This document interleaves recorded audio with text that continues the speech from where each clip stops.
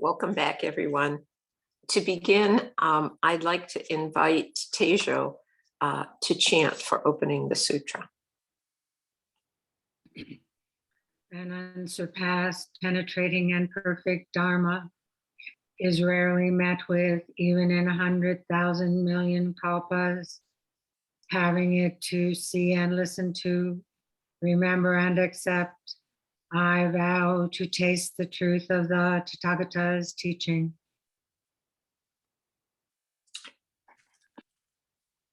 And now Trey will give a brief statement about dana.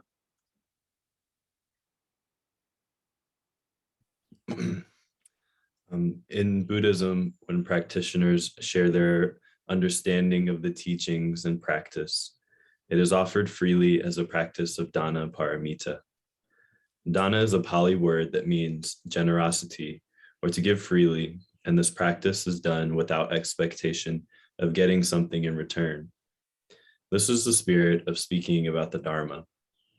Other ways to practice dana are to offer support to those who share the teachings, to support places of spiritual practice, and to give without judgment or expectation when opportunities arise.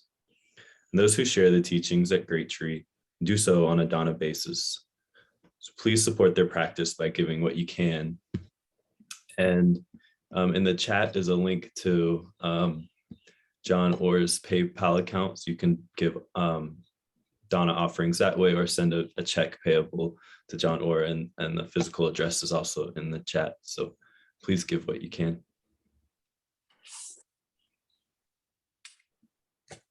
Thank you. So this morning's speaker is John Orr. John received Theravada Buddhist ordination and training for 8 years while living as a monk in the 1970s in Thailand and India. His Asian teachers are Ajahn Chah, Ajahn Buddhadasa, and S.N. Goenka. John's been teaching meditation and leading Dharma retreats at various centers around the world since 1980. After retiring from the faculty of Duke, he recently relocated to his new home outside Asheville. Welcome, John.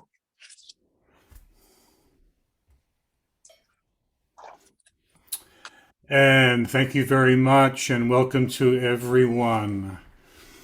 I'd first like to thank Tejo, who is there online with us. Tejo Munich, she is the abbess and the guiding teacher for Great Tree Zen Center, which is right here in Alexander, in the same community that I'm residing in now. Oddly enough, because of the pandemic, I've never been to Great Tree. So here I am giving a Dharma talk on the other side of the French Broad River from where the temple is, but that's the sign of the times. But it's wonderful that we can gather together here on a Saturday morning and share some meditation and the Dharma together.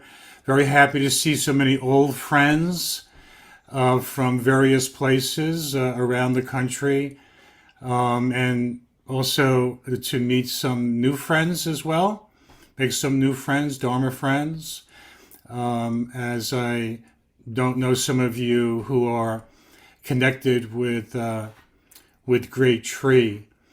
And so when Tejo invited me to speak with you this evening, or this morning, we thought about perhaps some topics that I might speak about, and the fact that Wesak, Buddha Day, is actually on Monday night, which is the full moon of May.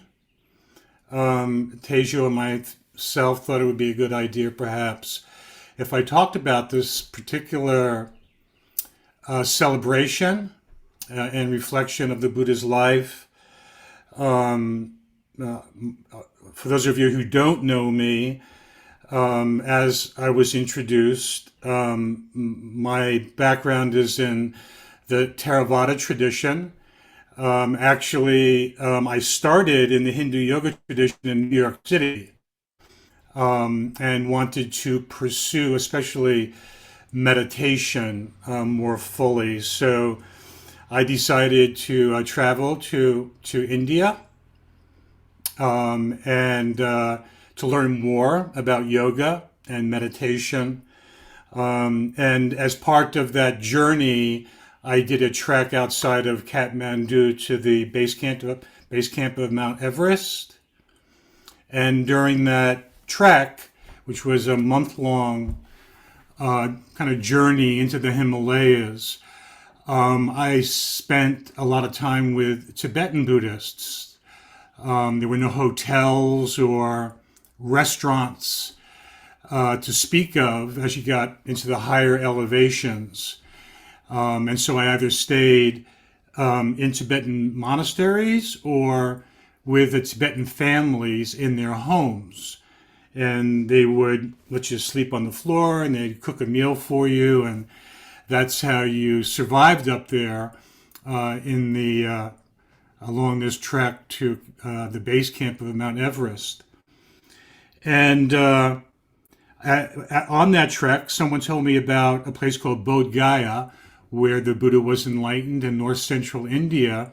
So when I returned from Nepal back to India, I visited Bodh Gaya. And it was a magnificent place. All the different Buddhist countries around the world had representative temples there. So there was a Burmese temple, Japanese, Korean, Sri Lankan, Thai temple. And I walked inside of the Thai temple one day, and there was a big, beautiful bronze statue of the Buddha at the front, at the back of this temple. And when I saw this Buddha statue, it's like all of my chakras opened up. And I realized that I had found what I had really been looking for my whole life, which is these beautiful Buddhist teachings and practices that help us to awaken to our true nature, to awaken to our inner wisdom and to our love and compassion. And then from there, my life really changed. Buddha's in India, most people are Hindus or Muslims. And there are not that many Buddhists, just little pockets of Buddhist clans and communities in certain parts of India.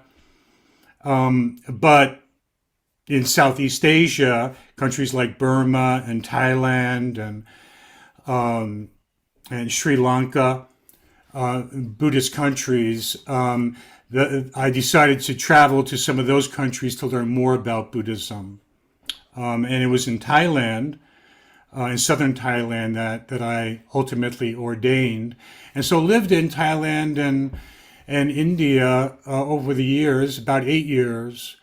It was wonderful to have the experience of kind of being in that part of the world where the Buddha lived, where he practiced, where he taught for like 45 years of his life, to visit some of the places that he spoke about and that were revealed in the Theravada Buddhist canon, the Pali canon. So it was a very rich experience to be there and to live in this Buddhist realm, so to speak. I'm sure that many of you know about the life of the Buddha, have read about it, studied it. When I went to Southeast Asia and ordained, I lived with one teacher named Ajahn Buddhadasa. He was my first teacher. and Ajahn Chah was another. And this particular holiday, Wesak, is the largest Buddhist holiday in the Theravada lineage. I understand that it's not that way within all of the different Buddhist traditions, but certainly in the Theravada tradition, or the school of the elders, or the southern school of Buddhism, Wesak is a time of great celebration. If, for example, the Thai people, if they didn't go to the temple at any other time of year, they would go for Wesak. Just like here in the Christian world, if someone doesn't go to church any time of year, they might go for Christmas or Easter. Well, it's similar in Thailand. And the way that we celebrated Wesak in Ajahn Chah's temple was there was a monastery on top of a mountain called Wat Tham Seng Phet. And Ajahn Chah had branch temples all over the northeast of Thailand. He was a very well-known teacher. And for Wesak, the people from the villages of these various branch temples around the northeast of Thailand, they would come to Wat Tham Seng Phet, which is where we would all gather for the celebration. And people would arrive in the afternoon, later in the afternoon. So the lay people kind of dressed in their best clothing, and the monks who belonged to that particular branch temple that the villagers were supporting, they would all come to Wat Tham Seng Phet, and we would have meditation and chanting, Dharma talks through the whole night. We would stay up all night together. The monks would give talks, the nuns, the lay people would give Dharma talks, talking about their experiences and what this particular holiday means to them, and how the Buddhist teachings and the practices have affected them in their lives. And so it's a really high energy. And it would just take us through the whole night together. We would do sitting meditation, and then if you needed to leave the meditation hall, you could do walking meditation outside and then come back in. And it was really just a wonderful, wonderful celebration of Buddha. And then in the morning, the more local people would return to their homes and get food to bring back to the Wat. So in Thai, Wat means temple. And then the people who had come from further away, the villagers, they brought food with them as well. And we would all share the food together. And then afterwards, do some work around the monastery until the sun became too strong in the afternoon. Then everybody took a nap. So it was just a wonderful, wonderful day. Very, very rich experience that I will remember in my heart forever. So as I said, many of us already know the story of the Buddha. Maybe reading that story somewhere in a book, for example, or hearing about it may have been kind of the trigger that drew our interest to Buddha Dharma and wanting to pursue this particular path. The Buddha himself grew up in Brahmin culture, in Hindu culture. He was of the higher castes. He was of the Kshatriya caste, the warrior caste. The only caste above that was the Brahmin caste. And his father was the king of the Sakya kingdom. So the Sakya kingdom was in the the north of India, which is now part of southern Nepal. And the Buddha to be, who was named Siddhartha Gautama, he was groomed to be the heir to the kingdom. So that was his kind of destiny in life, was to take over after his father passed away. However, the Buddha at a certain point had to make a certain decision about his life. His father, he went to a seer to he had some inclination that his son may have different thoughts about becoming the king of the Sakya kingdom. And so the father went to the seer, and the seer said, well, your son is either going to be a great king, or he's going to become a great spiritual master, teacher. So the father, being alarmed, really didn't want this to happen, and so tried to protect Gautama from seeing any kind of suffering, experiencing any kind of suffering, which is impossible, of course. And so the Buddha, at a certain point, realized in his life that he had to make a choice for himself. What was he going to do with his life? And he was at a certain juncture of that many of us find ourselves in our lives, about making certain choices about what path we want to pursue. I mean, for example, if we grew up in a household and our parents expected us to go to college or to become a lawyer or a doctor, and that just didn't feel right to us, and we needed to make a different choice in our lives, really listen to our hearts, and take a different path through life, well, that can be a difficult decision.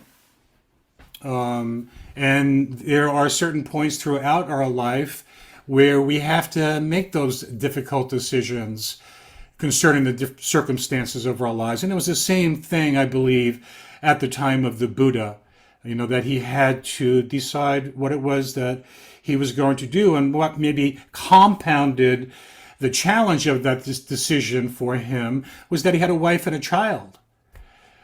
So it must have been very difficult for him to contemplate, leaving his home and going from home to homelessness, when he had this kingdom, luxury, power in waiting, his family, to leave all of that, I'm sure must not have been an easy decision at all. But as for many of us, there is this spiritual thirst, spiritual search within ourselves that, ultimately cannot be denied. And at a certain point, we need to listen to our hearts and say, okay, I need to move forward in this way. And that's what he did, essentially. He left the kingdom. As he went into the forest, he met a hunter. And the hunter had these animal skins as clothing, and the Buddha had these princely clothes, and so he swapped his princely clothes for the animal skins. So I have the image of this where Gautama meets this hunter and says, well, can we change clothing here? I'll give you these fine threads if you give me your animal skins. And then he went into the forest and went from what they call the home life to homelessness.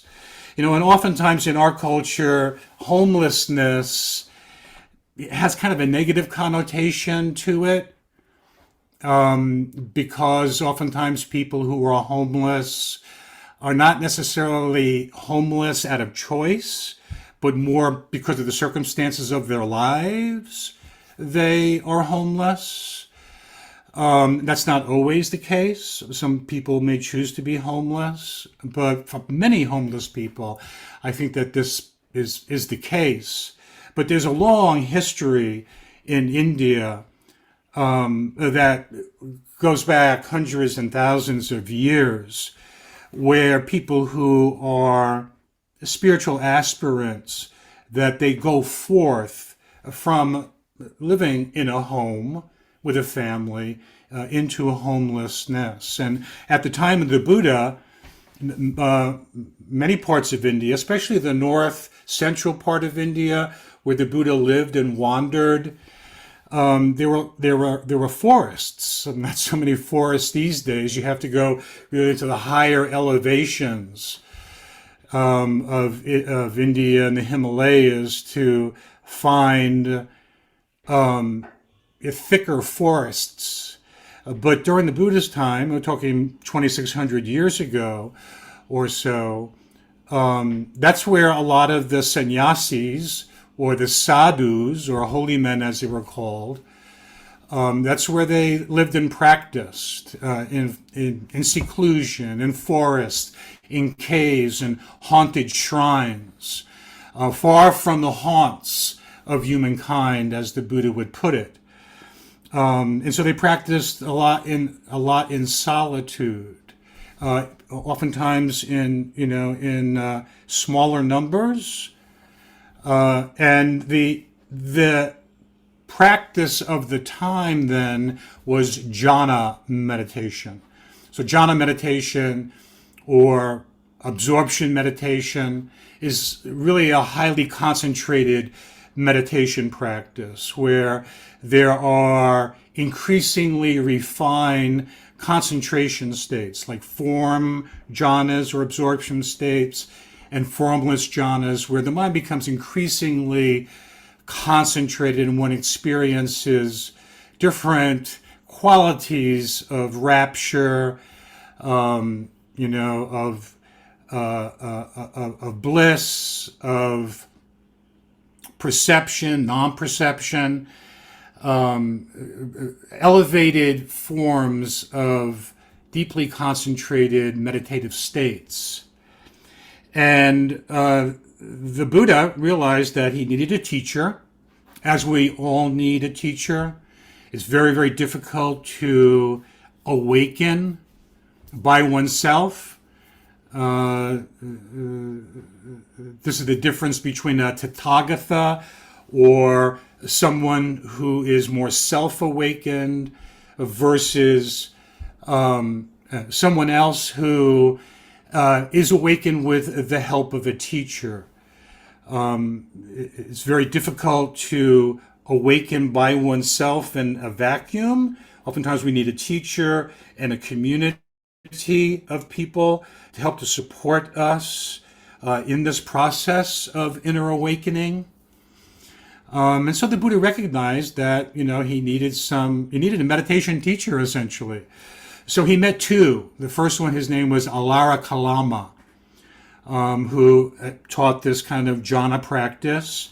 And the Buddha practiced with Alara Kalama to the point where he realized that Alara Kalama had taken him as far as the Buddha could go with this particular teacher and form of practice. And so he heard of this other teacher named Adhika Ramaputta.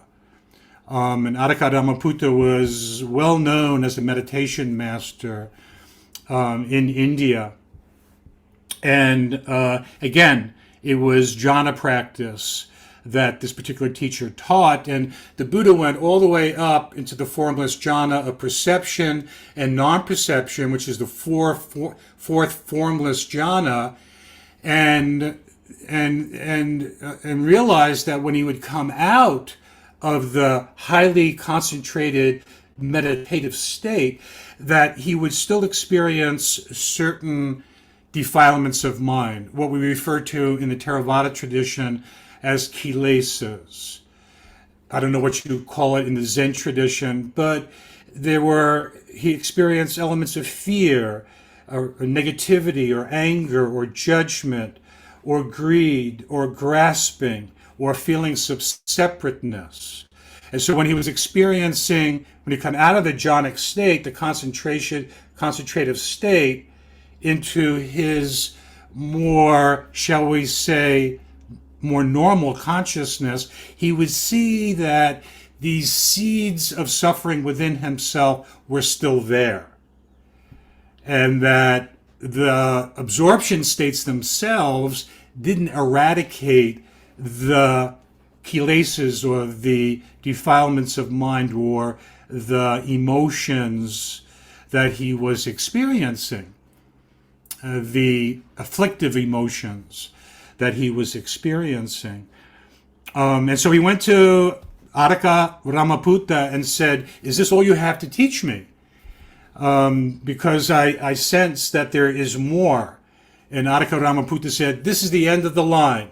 This is the end of the bus line. There's nothing more than this. So, what you can do is you can just stay here with me and continue to practice. And when I die, you can be the heir to my Sangha, to this community." And the Buddha wasn't interested necessarily at that time in being the head of a spiritual community. He was really interested in full awakening, in enlightenment. And so he, realized within himself that he had to, once again, make a decision in his life, as we all have to make decisions in our lives along the way, what to do next. And so he left, and he realized that he needed to, he had to find his own way. He had to find his own path. And perhaps this is a sign of spiritual maturity, for each of us. I mean, we're, just like the Buddha was human, we're human. He was on a spiritual path. We're each on our unique spiritual paths. And perhaps a sign of maturity in terms of walking our path, that at a certain point, if we don't feel that a certain teacher or teaching practice is what we need at any given time, that we have the faith and the courage to, go in a different direction, essentially, on our path. Kind of letting go of the security of being with a certain teacher or community. And that can be a difficult decision. I had to make that decision myself. When I was practicing in Asia, after practicing with Ajahn Chah for some time, and living in Thailand, which was, a Buddhist country where there was plenty of support and, where you could always get a meal, where there were lots of other monks, and where, the lay people, honored you, especially as a Western Buddhist monk. They feel, oh gosh, you come to our country from a rich country, you have all these opportunities, in your life, and you leave all of that to come to Thailand to become a Buddhist monk, and so it would give them faith. And so there was a lot of support for myself as a Western monk in Thailand. But I realized that I needed to do some intensive meditation practice in India with a teacher named S.N. Goenka. And some of you may be familiar with him. He taught a Vipassana technique in which, for example, in a 10-day retreat, for 3 days you'd be aware of mindfulness of breathing, and for the next 7 days you just kind of sweep your body, going down and going up through your whole body, experiencing very subtle sensations in your body called Vedana. And it was a really wonderful meditation practice. And I spent about 6 months or so traveling throughout India with Goenka-ji, attending these 10 and 20-day meditation kind of camps, retreats in different parts of India. However, being a Buddhist monk in India is very different than being a Buddhist monk in Thailand or Sri Lanka or Burma, these various Buddhist countries. Essentially, being a Buddhist monk in India, and I had a vow of, not having any money at all, so I had to walk and I had to, go an alms round for my food. But there were, back in the 1970s especially, I don't know how it is now, there are a lot of hungry people in India. And so I was just another beggar in the eyes of many people, and oftentimes didn't get a lot of food, became, increasingly emaciated, and ultimately very sick. And so it was really difficult to kind of leave this wonderful monastic community of Ajahn Chah in Thailand with all of this love and support to go to India, as a monk and really be on my own in some very, very challenging situations. Oftentimes meeting other sadhus from different sects and engaging in what they call Dharma Debate, which was very popular at the time of the Buddha.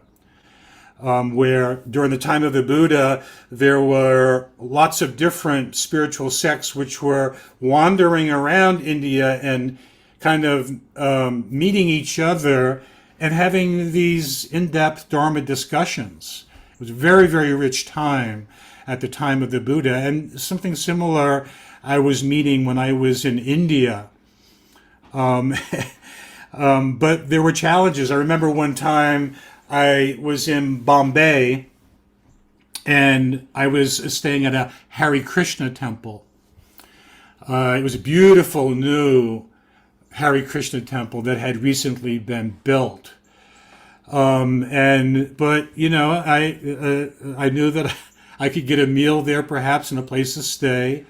And they were very, very kind to me when I first arrived. And then the next morning, after the meal, they all congregated, all the Hare Krishnas. And there was probably 100 of them or so, 100, 150, shaved heads with the orange robes. And so the teacher gave a talk at that time about the Buddha. It just so happened this talk was about the Buddha, and I was the only Buddhist there in Buddhist robes. And the teacher started to really to put down the Buddha, not so much the Buddha, but the Buddha's disciples, saying such things as, well, the Buddhists eat meat. They don't believe in God, and some other things. And I was totally humiliated in this particular situation where this teacher was speaking ill about the Buddhist tradition, Buddha's disciples, and kind of, I really couldn't speak back to them in this particular situation, and just felt really humiliated by the whole experience. And I met many sadhus and people, Hindus and people from other traditions, Jains, at this time that I was traveling through India, and realized what I needed to do was at some point I needed to not just practice meditation, but I needed to delve deeper into the Buddhist scriptures, and learn more about the theoretical aspects of the Buddhist teachings, so that not only did I understand them in my heart, but could also understand them intellectually, so that if I was in a situation in which I met people from these other traditions, I could speak clearly about the Buddha's life and about his teachings and what they meant. And so, at the Buddha's time, he was in a very similar kind of situation where he would meet, sadhus from other sects, and they would have these Dharma discussions together. So the Buddha, kind of moving on his own path this way, practiced what was another very popular spiritual practice in his day, which was austerity practices. And in these austerity practices, he would eat very little, essentially sleep little, depriving the senses, because the thinking at that time was if you weakened the body by depriving the body with these different austerity practices, then you would be able to be released from the mental defilements. So it was before the tantric period in India, where they used the body more as a vehicle for awakening. Prior to that, during the Buddhist time, they looked at the body as being an obstacle to liberation. And so they denied the needs and the health of the body in striving for enlightenment. But it didn't work. I mean, ultimately, the Buddha went unconscious.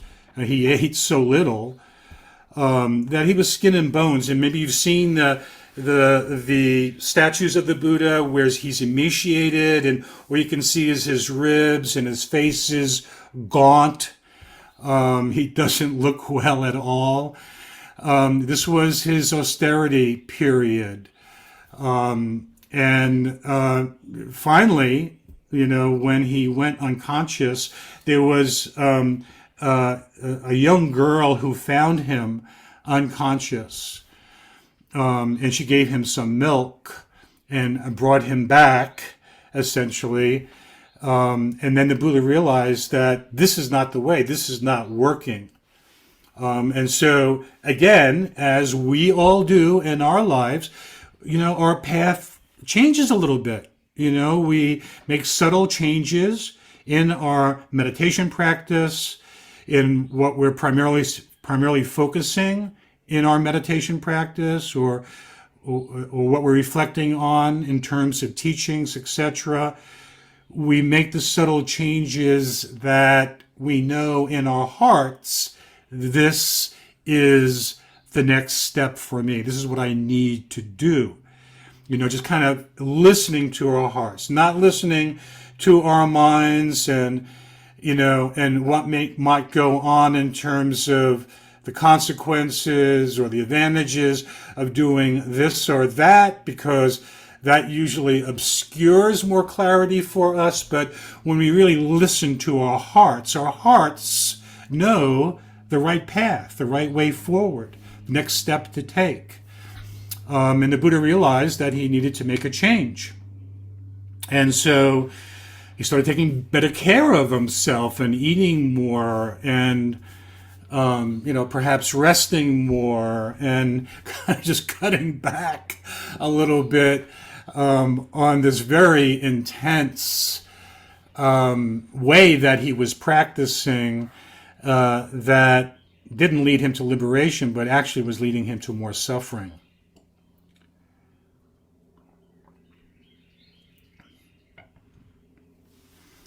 And then,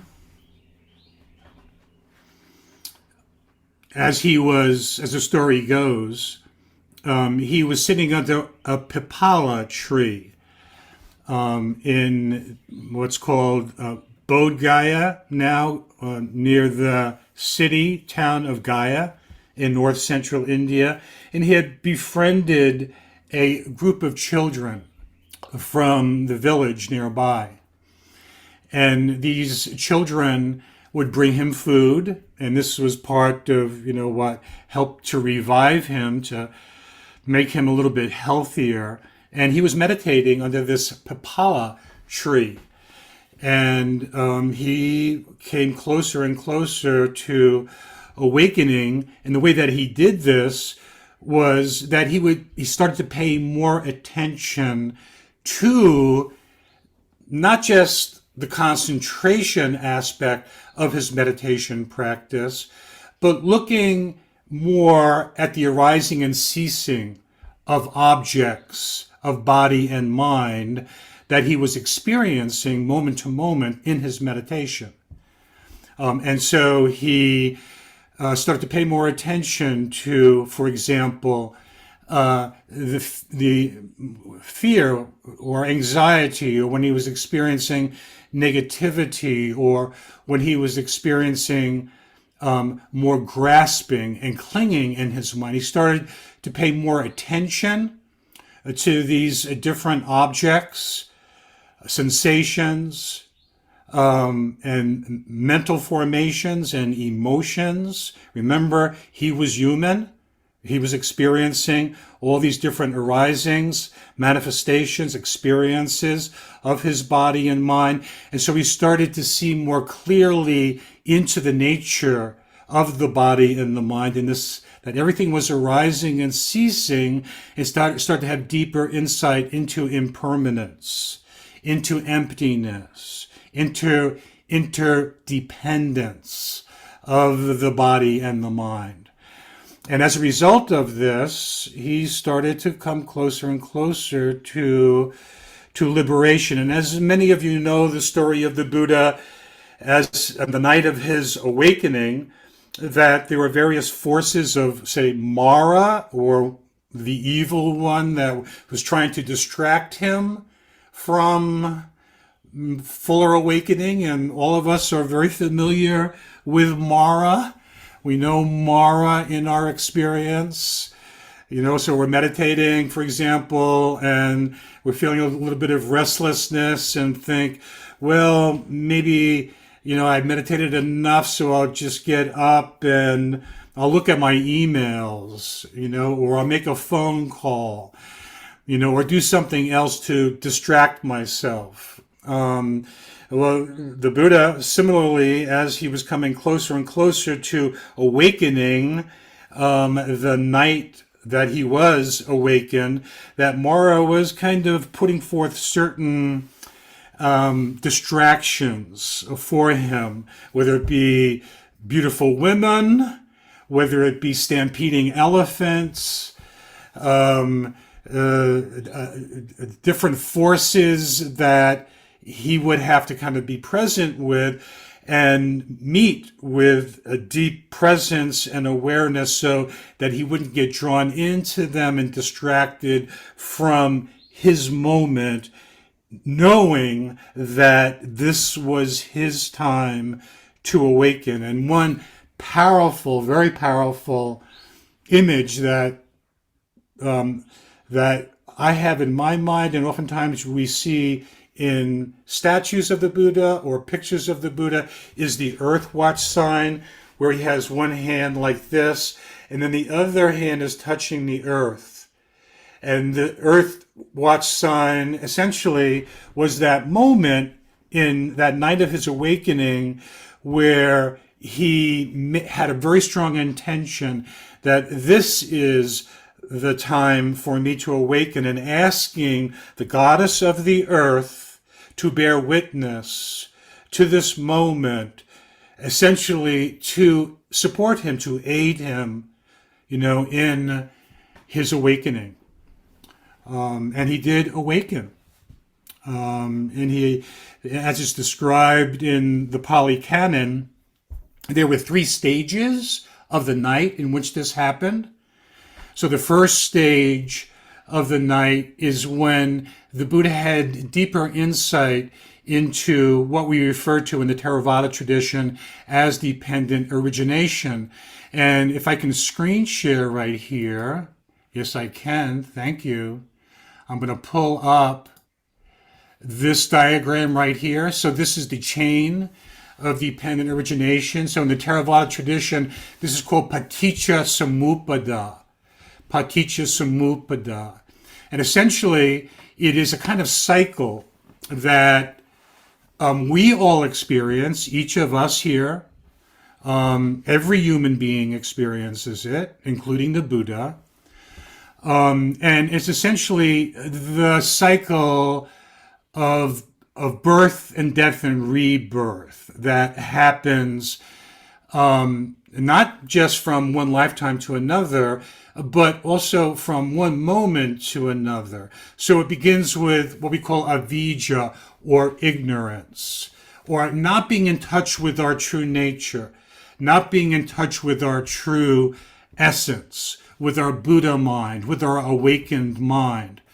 So Vijja means knowledge, not intellectual knowledge, but knowledge of the heart, which is the wisdom mind, which is knowing our Buddha mind, our Buddha nature. But when we don't know our Buddha nature and we're living more in avidya, not knowing, or ignorance, that gives rise to mental formations, karma formations called sankhara. And that becomes the cause and the condition for the arising of rebirth consciousness, which is the cause and the condition for the arising of body and mind, for namarupa, our body and mind. When you have a body and mind, we have six senses, six sense bases. We have the eyes, the ear, the nose, the mouth, the body, and then the mind in Buddhist psychology is also a sense door or a sense space. So we have the five physical senses of the eyes, the nose, the ear, the mouth, the body, and then the mind is the sixth sense base, sixth sense door. And that conditions contact through what we see or hear or taste or feel or think. Therefore, what arises is seeing consciousness, hearing consciousness, smelling consciousness, tasting consciousness, body consciousness, mind consciousness. So the sense bases make contact, and we see and smell and taste and feel and think and imagine and remember and plan. And that gives rise to pleasant or unpleasant or neutral feelings. Vedana, which is a kind of combination of physical feeling, mental feeling.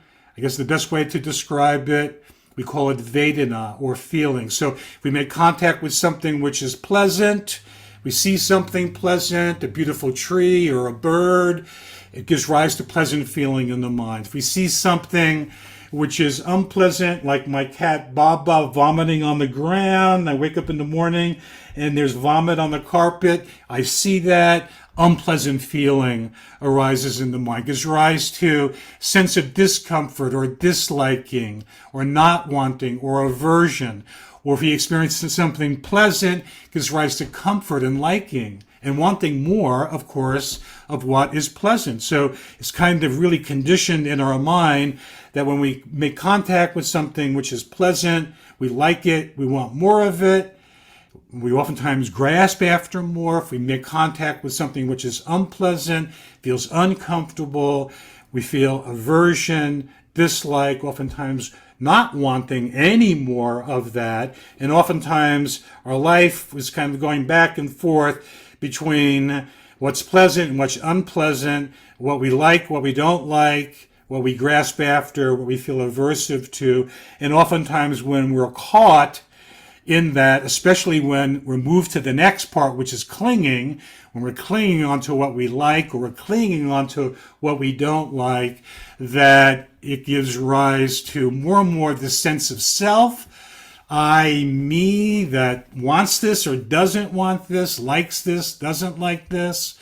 And then that sense of the becoming of self, of I or me or mine, ultimately gives rise to the birth, the further birth of the self, of the ego, of the I, of the me. And when the more that we find ourselves moving into this becoming and the birth of the ego self, of the sense of the strongest sense of identity of self, then oftentimes we feel a sense of separation from others. I mean, we all know this experience in our lives where we feel separate, we feel apart from, maybe we feel separate from our partners, especially when we have a challenging circumstance in our life, or there's some judgment or anger. It happens in relationship to, people at work, for example, if there's something that we don't agree about and we're kind of attached to our view and our opinion about how things should be, and because there is this clinging, craving and clinging, holding on to certain views and opinions about things, that gives rise to this becoming of self, birth of self, where we feel more and more solid and locked into the ego structure. Ultimately this creates suffering for ourselves, old age, suffering, death, sorrow, lamentation, pain, grief, despair. You know what I'm talking about, do you not? That's why you are here with us on Zoom, because we all experience suffering. The Buddha experienced suffering. If the Buddha didn't experience suffering, how could he speak about the Four Noble Truths? If he didn't, the first noble truth is suffering. The second is how suffering arises. The third is the cessation of suffering, the ending of suffering. And then he spoke about the path that leads to the ending of suffering. Well, if the Buddha didn't suffer, then he wouldn't be able to teach us about the Four Noble Truths that lead us to the freedom from suffering, liberation from suffering. So in the first watch of the night, on the night of his liberation, he saw this. Actually, it was after that night of his liberation. He spent 3 weeks in that area of Bodh Gaya where he was awakened.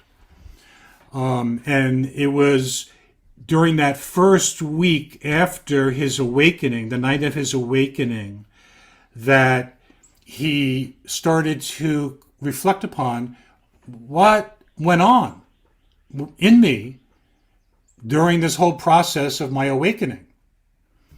And that's when he saw clearly this chain of dependent origination during that first week.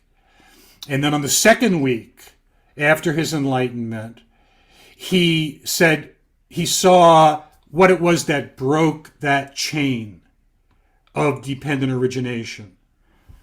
And he saw that if at this very top here, at this point of avidya, of ignorance, that if he was in touch with this awakened mind, if he was in touch with what we refer to in the Thai forest tradition of the Puru. The Puru is the one who knows.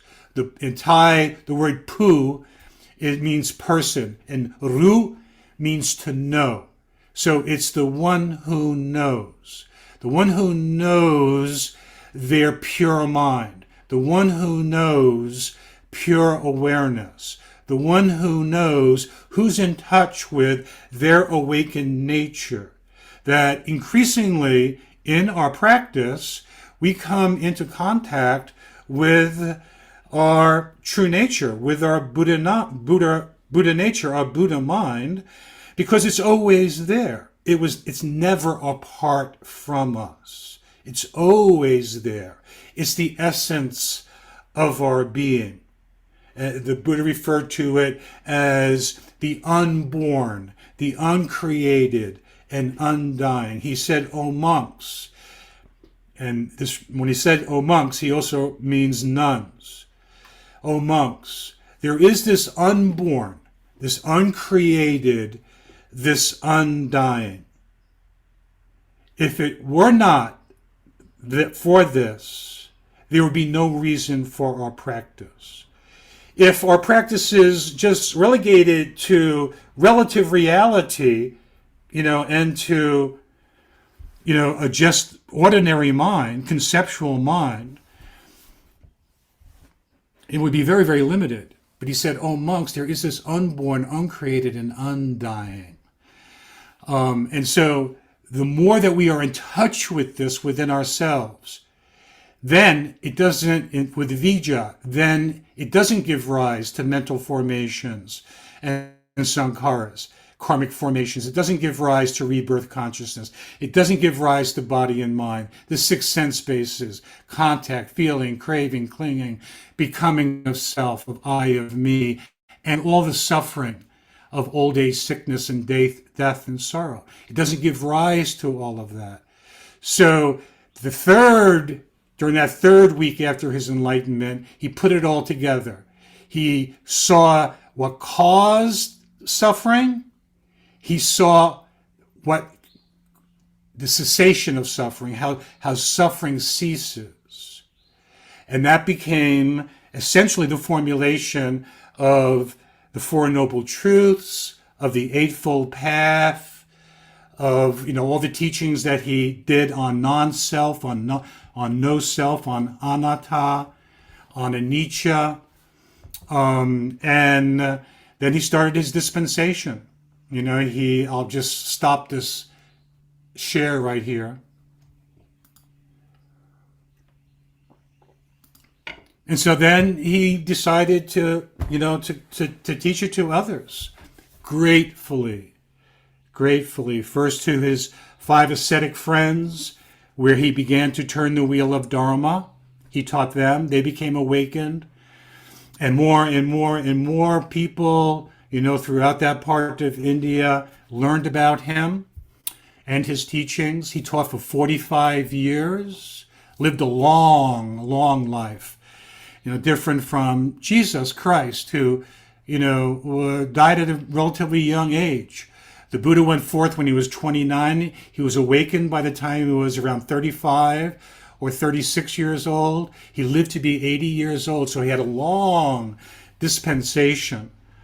And as a result of that, many people found freedom from suffering, found liberation. And it's so wonderful that practices and teachings that happened so long ago, that here today we are able to partake of them in the same way. We have the same opportunity to awaken and to be free from suffering that the Buddha experienced, that the disciples of the Buddha at his time experienced. And so as he was passing, at the very end of his life, he said something, and this is very, very beautiful. He one time said about his awakening, "Through the round of many births I roamed without reward, without rest, seeking the house builder. Painful is birth again and again. House builder, you're seen. You will not build a house again. All your rafters broken, the ridgepole destroyed. Gone to the unformed, the mind has come to the end of craving." And this is the essence of liberation. And at the time of his death, he said, to his Sangha, to his community, to take the Dharma as your refuge. Don't cling and hold on to me, to the person, to the teacher, but let the Dhamma lead you. Let the Dharma be your guide. Practice the Dharma. Let that support you into freedom from suffering and liberation. So, I always try to leave a little bit of time at the end of these talks for question and answers, but inevitably the time runs out. And so we don't want to hold you this morning, but want to thank you for being with us here today. If you happen to be in the Asheville area, tomorrow we're having a big celebration of Buddha Day at Urban Dharma in West Asheville from 3 until, there it is, there's the flyer for it, from 3 to 6. And we're going to have meditation and chanting, bathing of the baby Buddha, and time for fellowship together. And it should be a wonderful time where all the Buddhists in this western part of the state, especially in the Asheville area, and there are many different sanghas here, have the opportunity to gather together and to celebrate the life and the teaching of this wonderful human being. So thanks so much for being with us, and wish you much peace and happiness and love in your life. Namaste. Namaste.